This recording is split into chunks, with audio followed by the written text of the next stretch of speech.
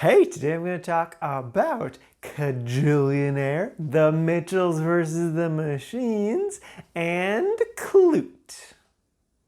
Well, first up is Kajillionaire. This movie came out last year and stars Evan Rachel Wood.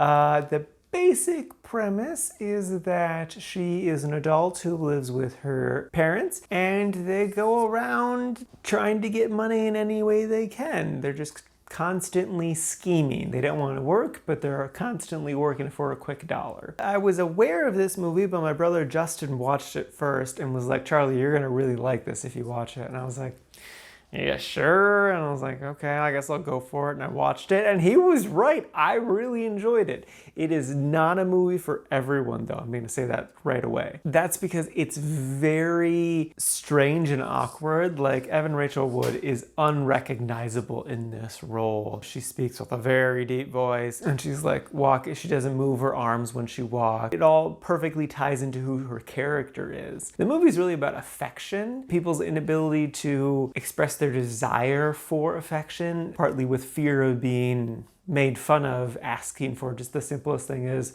a touch. Not even like a romantic touch or a sexual touch, literally just the simplest little physical contact. It was so well done and so interesting. It did take me a little bit to get into it. It wasn't until Jane the Virgin showed up that I was like, yep, okay, I'm getting this now. She added a very good dynamic for everyone to bounce off of. Plus, it's hard to not love her. You just want to be friends with her. She's so great. If you have seen the movie, my favorite scene is the bathroom scene. The movie takes such a turn there and I did not know where it was gonna go. And it was so well done. I love it. So yeah, I really enjoyed this movie, but I don't recommend it unless like you're okay with like really awkward and strange behavior. It's definitely worth it if you can get through it. I love the ending and just the message of this movie. It's great. But again, it's not for everyone, so be your own judge there. Next up is The Mitchells versus the Machines. This is a brand new Netflix movie made by the guys behind Gravity Falls. My brother Kyle really wanted me to watch this movie. I was aware of it, but I didn't really have any interest in it. And he's like, dude, no, it's great. You're going to love it. And I still enjoyed it. Not as much as everyone else, which is part of why I could tell I wasn't going into it, and I tried my best to be like the most open to it as possible. I still put it in the quite like section, so it's still basically a 4 out of 5 for me. But I'm gonna spend a lot of time talking about the things I don't like about this movie. Sorry. If you're somehow unfamiliar, the basic premise is it's a family taking a road trip across America to bring the eldest child to college, and while on said road trip, it turns into the robot apocalypse. So obviously I knew the robot apocalypse was coming. Right before it happened, I was like, they have a solid enough idea. They don't need the extra thing of this robot apocalypse to make it more entertaining. Like they could just do this movie just as a regular road trip movie and that'd be fine. But then afterwards I kind of realized that's just the Goofy movie. This movie is still just that, but it's the movie I wanted. It already exists. Okay, so my biggest gripe with this movie is the dad. I do not believe him as a modern day person. The guy is a Gen Xer. He is at most 45. I don't believe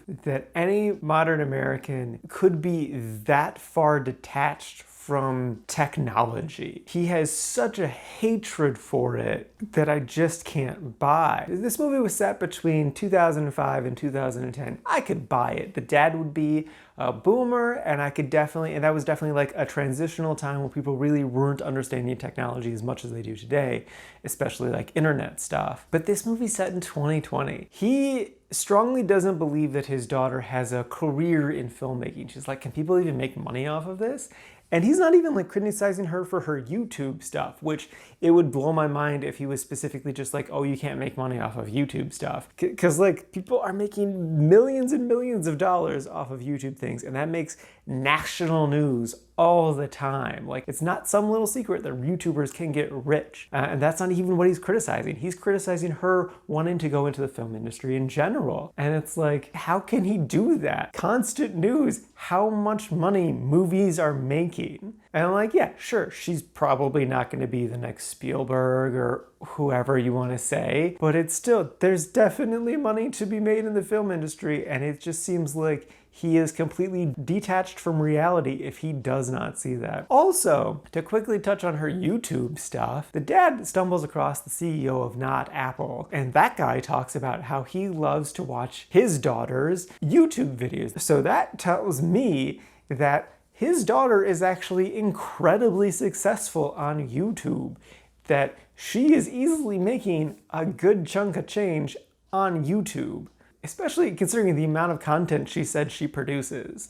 Like, there's no way she's not, especially if like really random rich people are watching this. If this was set between like 05 and 10, then I could buy it, because YouTube was like the Wild West. You couldn't really make money off of it, but people were still putting stuff out. It was just like random viral videos. And like the dad's inability to see the daughter's videos and not be able to recognize the amount of talent that goes into it completely blows my mind. Like, how? Like, sure, he doesn't get it, but like, it takes so much skill to do the videos that we saw that how does he not see that? It makes no sense that he can't see that. Before I wrap up, a couple things I did like. I like the daughter. I like her relationship with the brother. That was great. The dog was really fun. I liked the robots. I liked the arc that the two robots went on that came with them. I liked the little romance story the brother had. That was cute. I also really liked that they gave the main character a girlfriend at the end. That was really fun and unexpected. So yeah, I know everyone loves this movie. Like I said, I put it in the quite like section. It's basically a 4 out of 5, but it's just the stuff I don't like about this movie really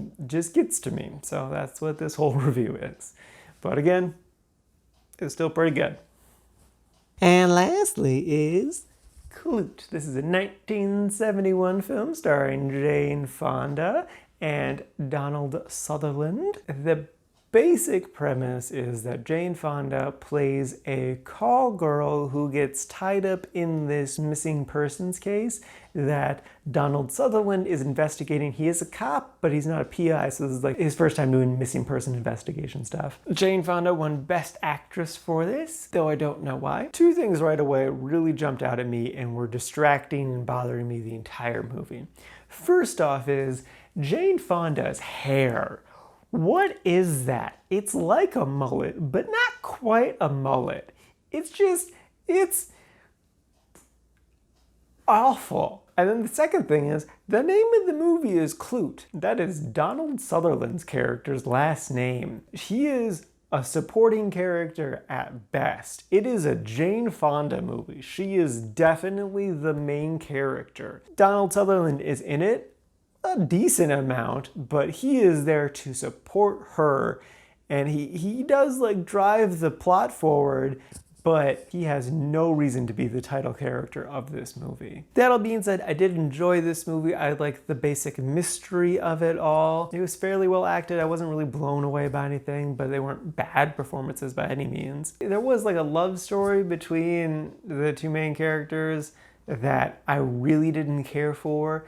I thought they had a much better dynamic before they hooked up, and I don't understand why they hooked up. But yeah, that all being said, I didn't hate this movie. It was alright. It was definitely middle of the road. I don't recommend it unless like you're really into mysteries, because it's not a bad mystery. It's definitely not Jane Fonda's worst performance, but it's not her best either.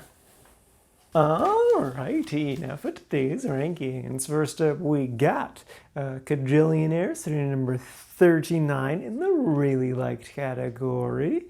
And then behind that is The Mitchells vs. the Machines, sitting number 59 in the quite liked section. And then bringing up the rear is Klute, sitting at number 106 in the like section. And this is out of a total of 156 movies so far this year.